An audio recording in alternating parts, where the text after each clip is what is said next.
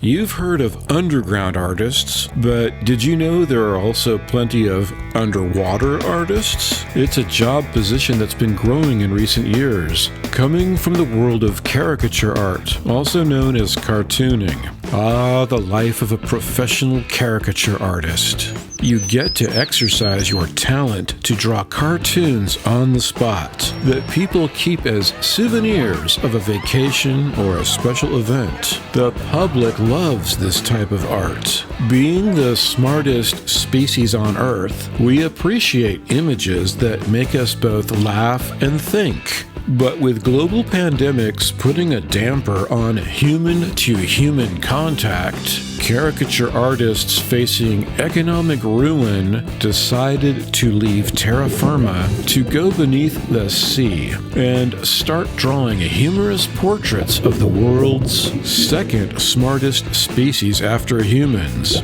the mighty dolphin. The brave artists put on scuba gear and used pencils and slate tablets to draw images of animals underwater. Some of the artists used waterproof computer tablets to create their portraits. At the same time, marine conservation organizations realized that with public aquariums and ocean cruises closing to the public during COVID infection lockdowns, they needed to do something new to boost public awareness of ocean creatures. They came up with the idea of promoting dolphins, octopuses, and manta rays by hiring the adventurous caricature artists to get inside their tanks and start drawing cartoons of these magnificent sea creatures. The organizations also partnered with marine biologists to take caricature artists into the sea.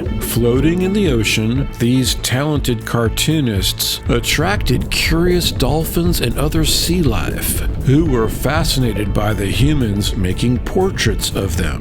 Before the global pandemic, things weren't so dire for caricature artists. It can be a lucrative business, pleasing the crowds with images of themselves.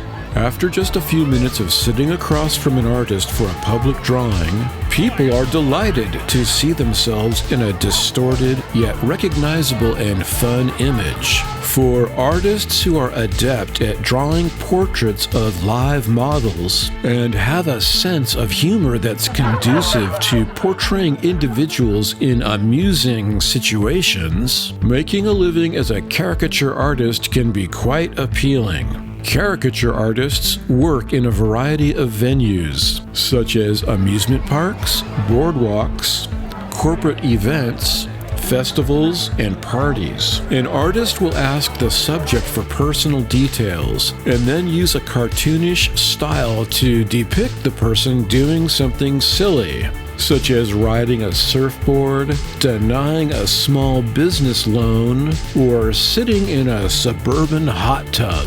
Caricature work is typically done up close and personal, with the artist sitting just a few feet from the subject. Unfortunately, sitting together during portrait work meant that the caricature artists would need to share breathing space with their subjects, while one or both of them could be harboring a deadly infectious disease. And since most folks were reluctant to have their portrait made while wearing a protective face mask against an airborne virus, the caricature market shriveled up as COVID advanced.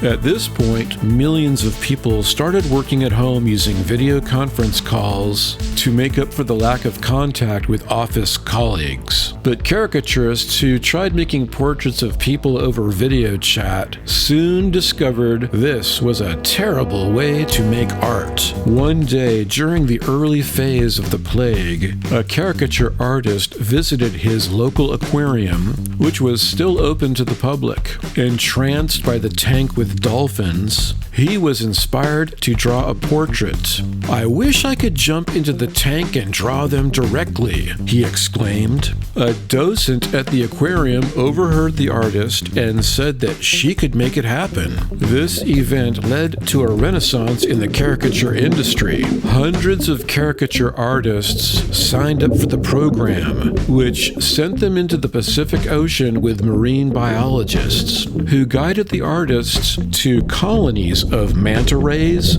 groups of octopuses, and pods of dolphins. The program was a resounding success, with the dolphins and other creatures happy to get the attention from artists that they used to receive from undersea tourists or aquarium theme park visitors. Some videos showcase caricaturists without a scuba mask, which they would remove temporarily to show their face to video cameras, documenting them as they drew the animals. Octopuses are curious creatures with enormous eyes, so they were very interested in watching the human artists making portraits of their soft, multi-tentacled bodies. Dolphins were intrigued by the artists too, and seemed to enjoy looking at their caricatures. And manta rays, which are the world's smartest fish, were also keen to observe the caricature artists at work. They looked as though they recognized themselves in the underwater drawings. As communities began to lift their pandemic social distancing policies, some caricature artists returned to their old stomping grounds at ocean boardwalks, amusement parks, and corporate events. But other artists decided to remain working in the ocean and continue making portraits of sea creatures as their love for marine biology intensified. They were happy to trade their pandemic face mask for a scuba breathing mask.